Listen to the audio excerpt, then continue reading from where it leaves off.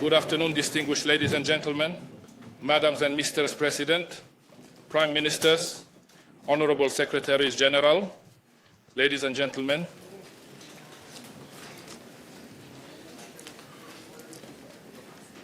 I am going to speak in Hungarian.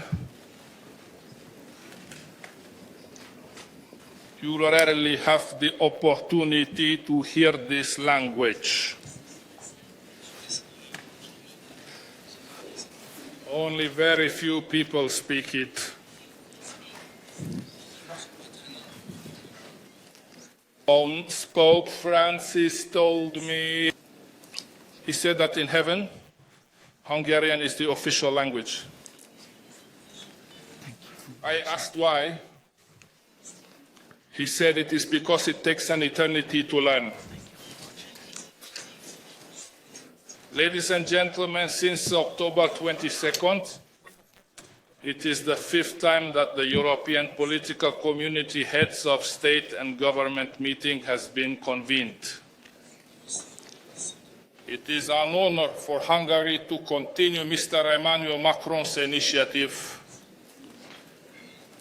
And we have the honor of hosting the European Security Summit. Today's event is the largest diplomatic event our country has ever held. 42 heads of state and government, leaders of the European Union institutions, the Council of Europe, the NATO Secretaries General, and the OSCE representative are here with us today. Thank you all for coming to Budapest. Esteemed presidents, gentlemen and ladies, the situation in which Europe finds itself is difficult, complicated and dangerous.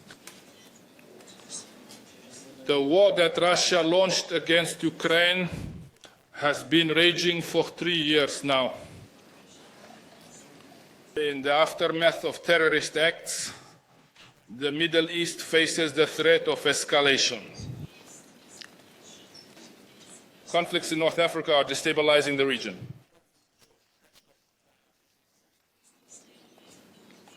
Illegal migration remains an ongoing challenge for Europe.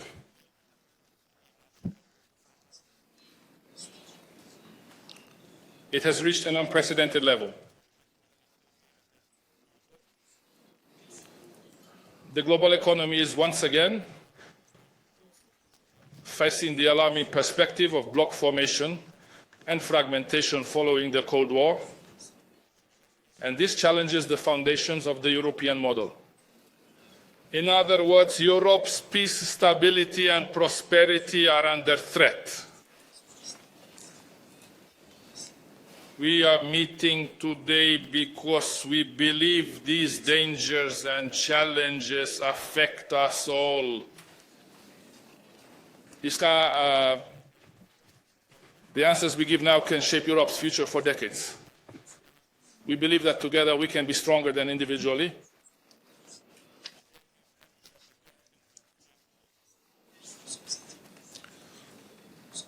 Today we must assess whether we see the challenges ahead of us similarly.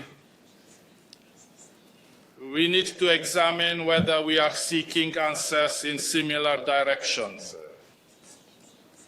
And we need to examine if we can identify areas where we are able and ready to take joint action.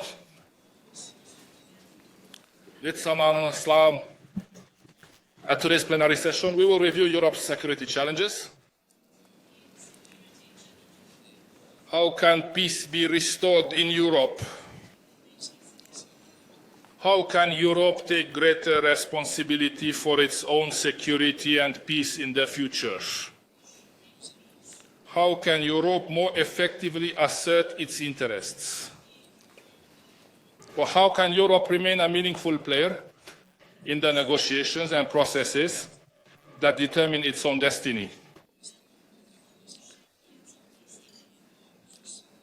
And what gives these questions particular relevance? The recent United States presidential election The future of transatlantic relations is a crucial component, the European security architecture. Distinguished guests, following the plenary session, we will discuss the challenges related to migration, economic security, and connectivity in working groups. Migration is being highlighted as a main topic for the second time at the European Political Community Summit. Better practical cooperation is needed with the origin and transit countries to dismantle illegal migration and human trafficking networks. We need to better support the countries of origin and transit in achieving their development goals. We have to decide if we are ready to establish centers in safe third countries for processing asylum applications and carrying out returns.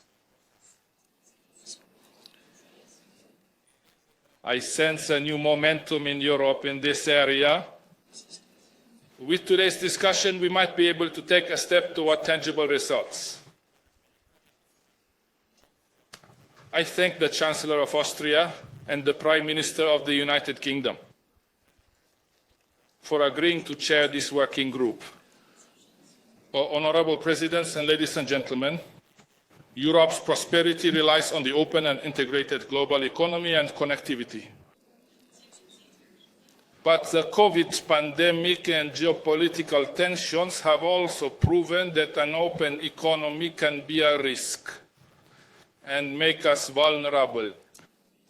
Today we will discuss how we can preserve the benefits of connectivity for Europe, while we strengthen our strategic autonomy, reduce our dependencies, and protect our national security interests. The second working group will explore this issue. The theme was prepared by the Chancellor of Germany and the Prime Minister of Norway, and in the absence of the German Chancellor, I asked the Prime Minister of Latvia to chair the working group, together with the Prime Minister of Norway. Dear President, ladies and gentlemen, our political community is a forum for exchanging views on major strategic issues.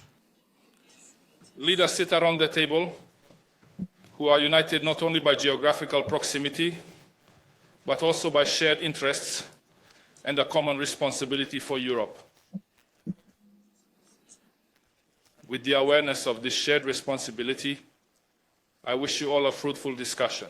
And now, as a continuation of the plenary session, according to our usual practice, I invite President Volodymyr Zelensky, the President of Ukraine, to deliver his speech. Mr. President, the floor is yours. In the meantime, Zygmunt Barnefal, the Parliamentary Secretary of the Ministry of European Union Affairs, has joined us in the studio. Good afternoon. Good afternoon.